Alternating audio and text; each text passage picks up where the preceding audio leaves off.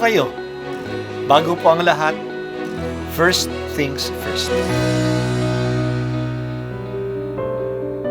Ang pagbasa mula sa unang sulat ni Apostol San Pablo sa mga taga-Korinto.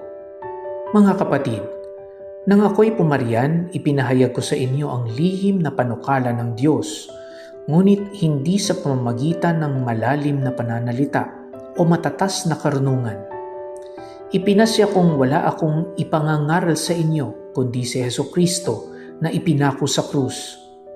Kaya mahina, takot at nanginginig akong humarap sa inyo.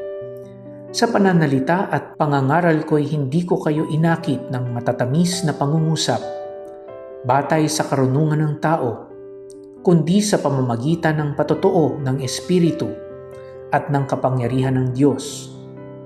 Kaya't hindi na karunungan ng tao, kundi sa kapangyarihan ng Diyos, nababatay ang inyong pananalig kay Kristo.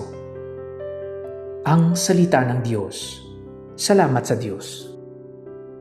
Bago si Pablo dumating sa Corinto, siya ay galing sa Athena. Ito ay ang taong 50 AD. Doon sa Athena, nagsalita si Pablo sa Areopago. Ito ay isang lugar sa lungsod kung saan ang mga tao ay pumupunta upang makinig sa iba't ibang aral o philosophies. Ang mga Griego ay mahilig sa mga philosophies. Doon sila pumupunta.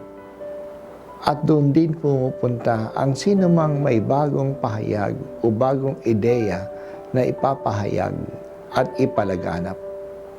Pumunta si Pablo doon at nagsalita siya.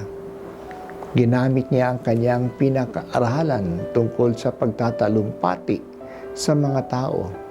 Ginamit niya ang kaalaman niya sa public speaking. Ngunit noong nagpahayag na siya tungkol sa muling pagkabuhay, na si Jesus ay Panginoong muling nabuhay, iniwan siya ng mga nakikinig sa Kanya. Tinalikuran siya at ang Kanyang mensahe. Nabigo siya sa Areopago. Kaya nung siya ay pumunta sa Corinto, natuto na siya. Nagkaroon siya ng inferiority complex. Kaya sinabi niya na siya ay mahina, takot, at nanginginig na humarap sa mga taga-Korinto. Baka mabigo uli siya. At pinasya niya na hindi na siya gagamit ng malalalim na pananalita o matataas na makataong karunungan. Simple lang ang gagamitin niyang mga salita at magsasalita lamang siya tungkol kay Jesus na pinako sa krus.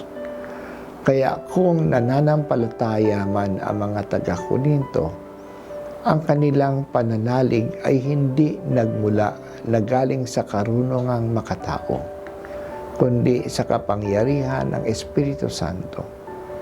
Hindi ang human arguments ang nagkumbinsi sa kanila, kundi ang kapangyarihan ng Diyos. Maraming mga tao ang humahanga sa mga great speakers. At mayroong maraming magagaling na motivational speakers. Dito po sa telebisyon o sa social media, mabenta ang magiging tele-evangelists. Nagiging sikat sila agad.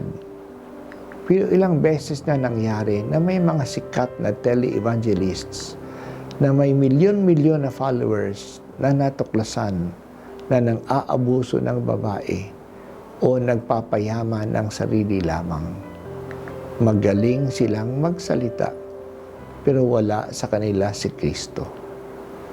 Marami ang sumisikat kasi ang kanilang mensahe ay prosperity gospel, na kung maniwala ka sa Diyos, pagpapalain ka at mananagana ka sa buhay.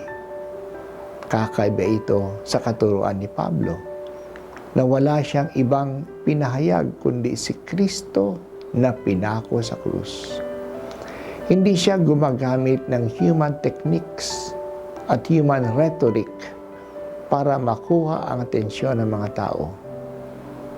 ang nang-aakit sa mga mananampalataya ay hindi ang kanyang galing o ang kanyang techniques, kundi ang kapangyarihan ng Espiritu ng Diyos. Siya ang nangungumbinsi sa mga tao na maniwala. Kaya sinabi ni Pablo na ang pananampalataya ng mga taga-Korinto ay hindi nababase sa galing ng tao, kundi sa kapangyarihan ng Espiritu Santo. Talagang ito, ang pananampalataya nila ay biyaya ng Diyos. Diyos amang makapangyarihan, iniibig kong lubos ang tanang utos mo.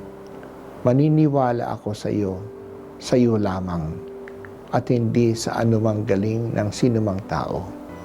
Kaya ngang lubos akong nananampalataya sa iyo.